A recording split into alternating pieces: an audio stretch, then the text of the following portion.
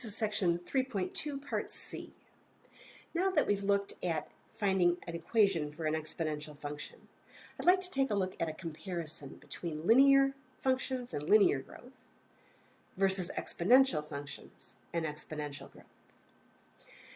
The algebraic form for a linear function is f of x equals mx plus b. In order to find the equation of a line, we need to know m and b. For an exponential function, our form is f of x equals ab to the x power. And we need to find a and b to come up with the equation. If we're looking at a table of values, how do we recognize the difference between linear data and exponential data? Well, in linear data, if I have a table of x and y values, and the x's increase by 1, it doesn't really matter what values are here as long as they go up by 1, then what's going to happen over here is the y values will increase or possibly decrease by the value of the slope.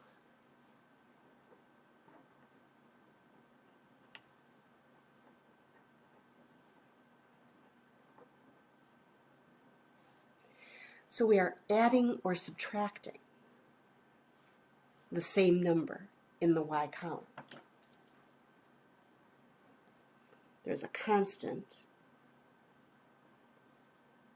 that's being added or subtracted. And that constant is our m. The new one that we just looked at for exponential functions said that, again, if we assume our x's go up by the constant value of 1, then the y's end up being multiplied, not added or subtracted, but multiplied by the same constant value.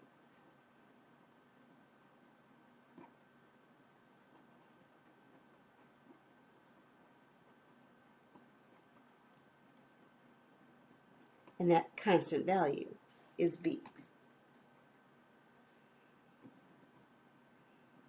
So again, we have a constant multiplier here.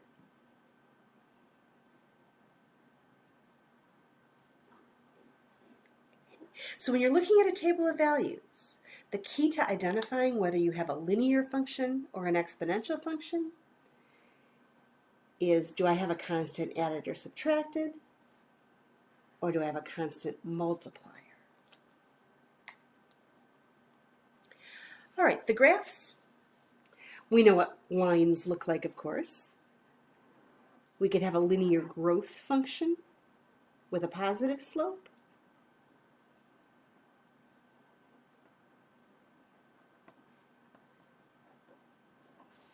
Or we could have a linear decay function with a negative slope.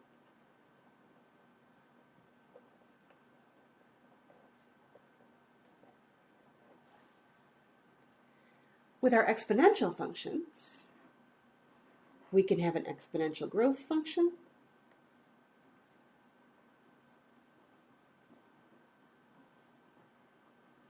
and remember, it's the base that tells us whether it's growth or decay. In this case, the base would be greater than 1. Or we can have an exponential decay function like so.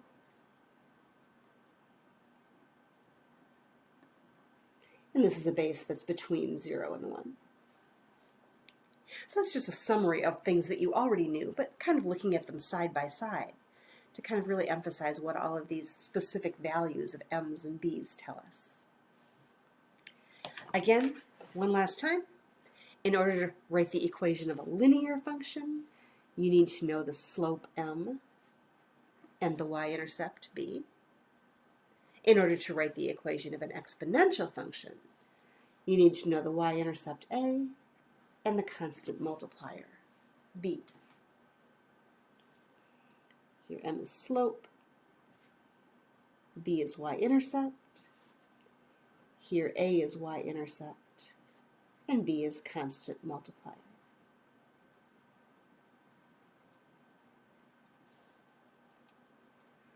We'll look at a few examples now where some of our tables will be linear, others will be exponential. We'll decide which is which, and then try to come up with our equations, identifying either m and b or a and b.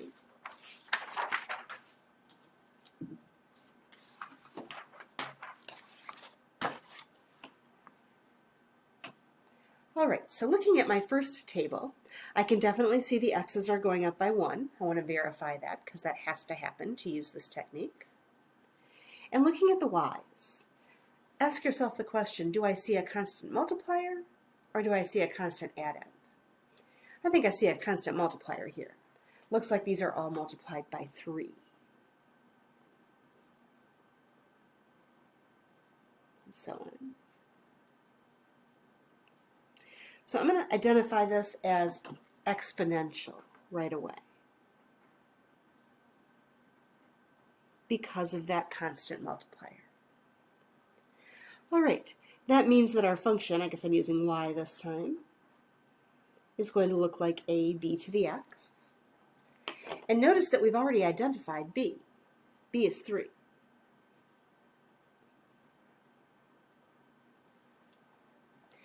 As far as a is concerned, I don't actually have the x value 0 in my chart.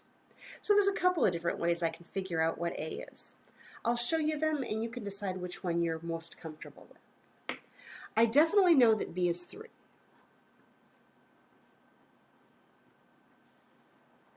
And so if I simply pick any other point and substitute the x and the y, I can solve for a.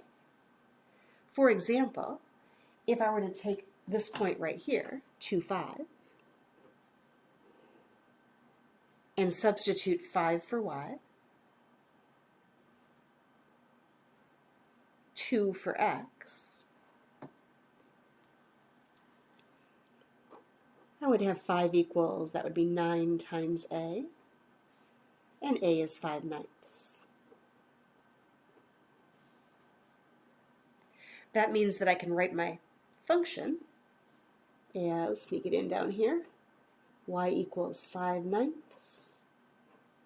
times 3 to the x.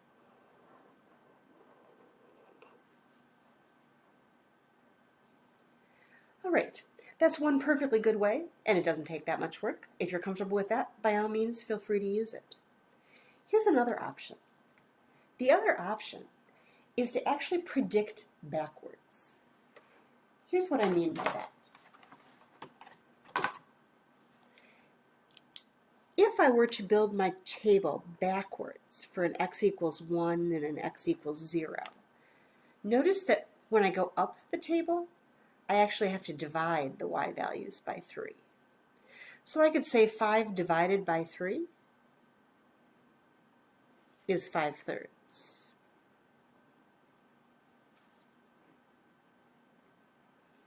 And 5/3 divided by 3, which is the same as times 1/3, would be 5/9. And now that I've got the y-intercept, I could say now a is 5/9 right there. So whichever method feels most comfortable to you, by all means, feel free to use. All right, let's take a look at the next example. Double checking, all of my x's are increasing by 1, so I'm good there. And this time when I look at the y's, it appears that I'm subtracting 4.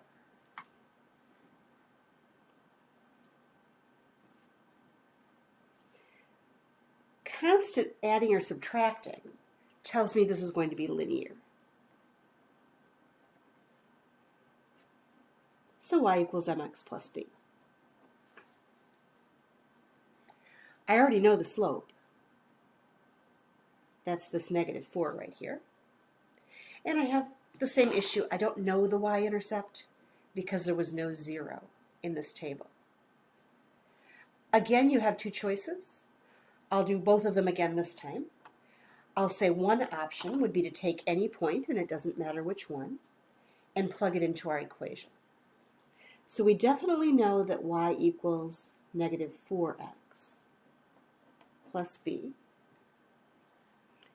If I just take this point and plug in, y would be 13, x is 2. That gives me 13 equals negative 8 plus b, or 21 is equal to b. That means that my equation for my linear function is y equals negative 4x plus 21.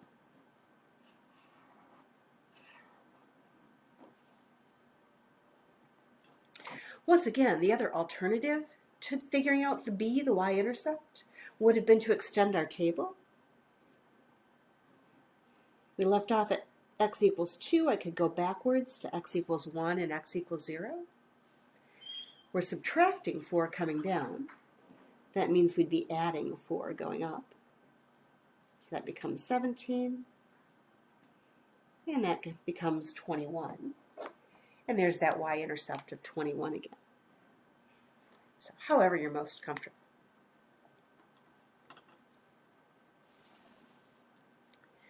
In the next example, I do see the x's increasing by 1. The y's. I may have a problem here. At first it looks like maybe it's multiplication by 2, but that doesn't work. 16 times 2 would be 32. The other possibility is maybe we're adding 8, but 16 plus 8 is 24, so that also does not work. This table is neither linear nor exponential, and we'll just leave it at that. All right, next one. X's are going up by 1. On the y's, I think I do see a pattern this time. Looks like we're adding 30.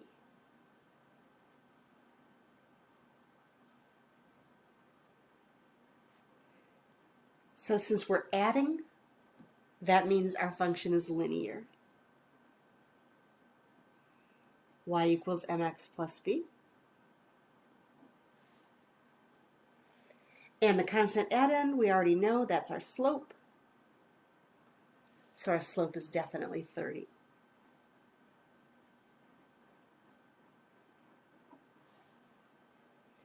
As far as the b is concerned, if you'd like to plug in the value, please feel free to just take any point on this table and plug in an x and a y. But I think I'm going to do this one by extending my table backwards. I'd have 2, 1, and then finally back to 0. If I'm adding 30 as I go down, I'd have to subtract 30 as I go up. So 10 here, negative 20 there, and negative 50. Turns out to be my y-intercept.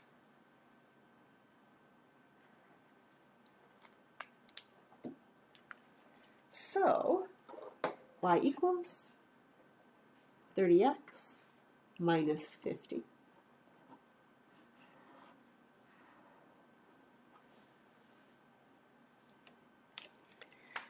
All right, last two tables. Looking at this next one, x's are going up by 1. And looking at those y values, my brain wants to see this as dividing by 10. But I'll remember that I really need to do multiplication, not division. So instead of dividing by 10, I'm going to think of it as times 1/10.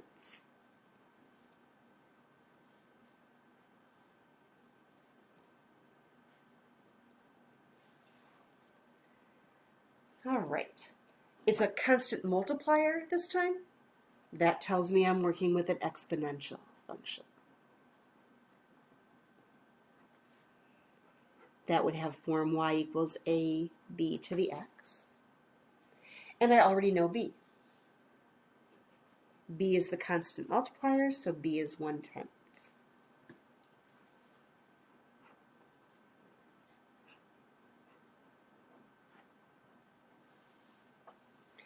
A is supposed to be the y-intercept, and we have what's now a familiar problem. I don't have x equals 0 here, but I could use the pattern to extend my table back to x equals 0, or well, actually x equals 1 first, and then 0. If I'm dividing by 10 to come down, I would multiply by 10 to go up. 1,000 times 10 would be 10,000. And multiplying by 10 one more time is going to give me 100,000. So there's the A value, the y-intercept. Again, if you'd rather get it by plugging a point into this equation, you absolutely can do that. So my exponential function has an A value of 100,000, and that's multiplied by 1/10 to the x.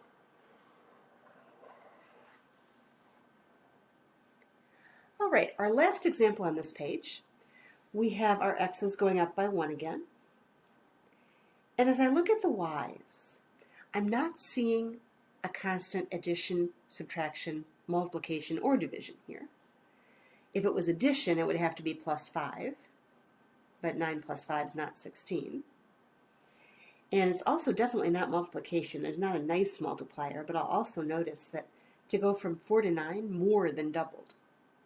9 to 16, less than doubled. So there's no way that there's a constant multiplier. That means this is neither linear nor exponential. All right, the last page of part C here, instead of starting with tables, we're going to start with graphs. But the question is going to remain the same. Are we looking at linear, exponential, or neither? If it's linear or exponential, we'll find an equation. The first one is obviously a straight line, so this is certainly linear. Y equals mx plus b. And this is something I know you're all used to doing. We can read the slope right off the graph. For example, to go from here to here,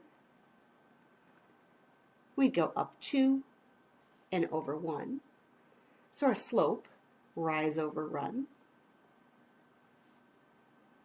is 2 over 1, or just 2.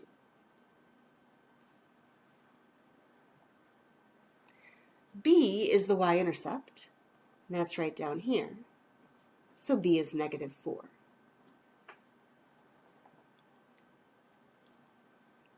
And my equation then is y equals 2x minus 4.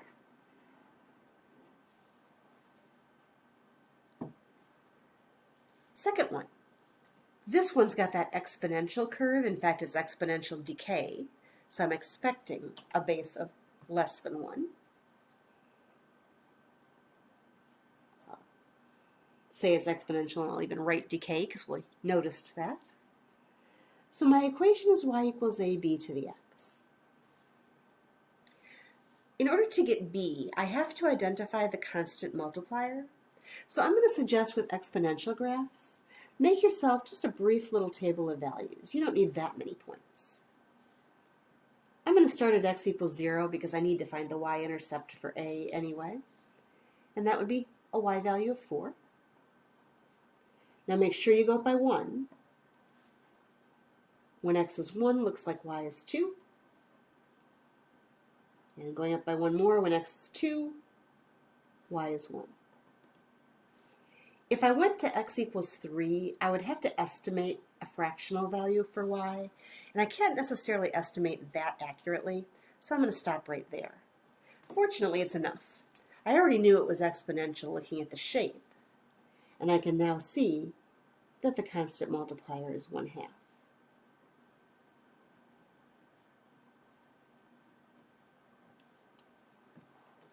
We also have the a value. The y-intercept here is 4.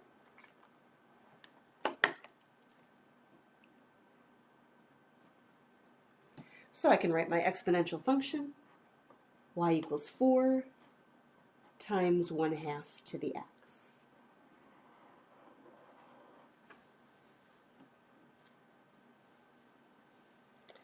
All right. Looks like we're back to linear here. This happens to be a linear decay. So we're back to y equals mx plus b. Expecting a negative slope this time. And if I find a couple of good points here, let's see here. Looks like I go perfectly through that point. It happens to be the y-intercept, which I need anyway. And the next point that I hit perfectly at nice whole values. Looks like this one right there. You don't want to, again, pick points that don't go through right through the corners of the grid. You don't want to have to estimate fractions or decimals. So as far as the slope, looks like we've gone down 2 and to the right 3. So slope, rise over run, would be negative 2/3. And then our y-intercept right here, b is 3.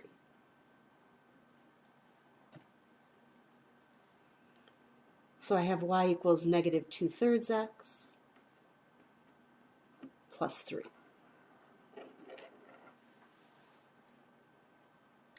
All right, the next one is clearly neither linear nor exponential. In fact, you all know what it is. It's a parabola, so it would be quadratic. But right now, we're just trying to decide linear, exponential, or in this case, neither.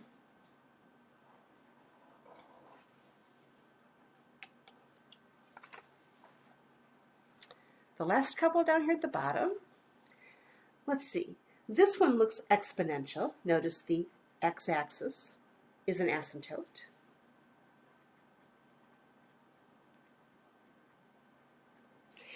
It's technically exponential growth that's been flipped upside down, so it's a little weird to call it growth. I'll just leave it as saying exponential right now. We definitely know we're looking for y equals ab to the x. And again, with the exponentials, I really need to see a constant multiplier, so I like a little list of x and y values. This one, I might want to actually start. The first point that I see that looks like a really nice point is over here at x equals negative 1. Y also equals negative 1. And then I've got 0, negative 2. And when x is 1, y is negative 4. Again, it's not a lot of points, but it is enough to notice that I am multiplying by 2. As my constant multiplier, so b has to be 2. The y-intercept, a is negative 2.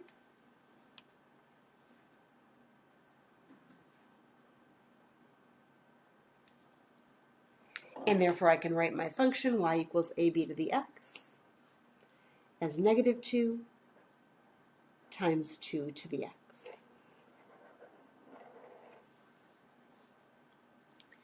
All right, this last one. It's certainly not linear. And if any of you are thinking, oh, I see an asymptote, probably is exponential, I want you to think again really carefully about the asymptotes of exponential functions. Exponential functions always have the x-axis as the asymptote. This one had the negative x-axis for a horizontal asymptote, and this one had the positive x-axis as the horizontal asymptote. This graph actually has a vertical asymptote, not a horizontal one, so this is not exponential either, and I'm going to have to go with neither. All right, that is the end of part C.